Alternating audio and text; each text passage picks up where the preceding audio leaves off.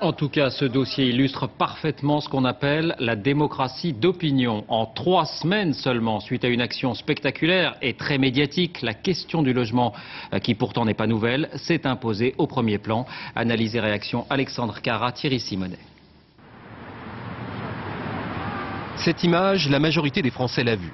Des tentes alignées le long du canal Saint-Martin, un décor presque trop parfait pour être improvisé. Des images encore. Cette photo d'un jeune comédien, Augustin Legrand, devenu le temps d'une métamorphose, le héros de l'association Don Quichotte. Un héros désormais à la ressemblance troublante avec l'abbé Pierre, même barbe, même coupe de cheveux. Pour faire parler d'eux, les enfants de Don Quichotte n'ont reculé devant aucune mise en scène, un procédé justifié par un de leurs prédécesseurs. Ils ont actionné la loi du tapage et ils ont été, à un moment donné, un moment heureux, qu'il ne faut pas trop maintenir dans l'illégalité. C'est pas légal de mettre des tentes, comme l'avait fait Médecins du Monde, mais les tentes étaient bleues, de mettre des tentes rouges le long du canal Saint-Martin. Ils l'ont fait et ils ont bougé la loi.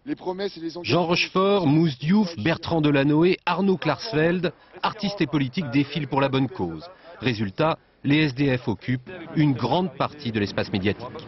Ce n'est pas nécessairement la faute des médias, des politiques ou des associations, c'est une conjonction de choses qui fait qu'aujourd'hui, eh bien, on va se polariser pour le tsunami, pour un certain type de maladie, pour les SDF, demain probablement pour d'autres causes, en escamotant eh bien, les véritables débats de société.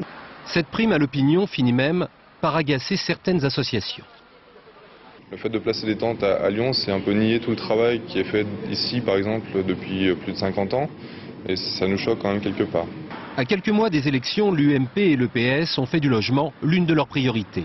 Un consensus qui ne plaît pas à tout le monde. Le droit opposable en justice, ça va créer une société d'assistanat généralisé. Une société où il n'y a que des droits, où il n'y a plus de devoirs. Et notamment le devoir de chercher par soi-même un travail, un logement. Mais cette fois-ci, le succès sera-t-il durable? Déjà en 1995 et 2002, les SDF avaient été au cœur de la campagne présidentielle.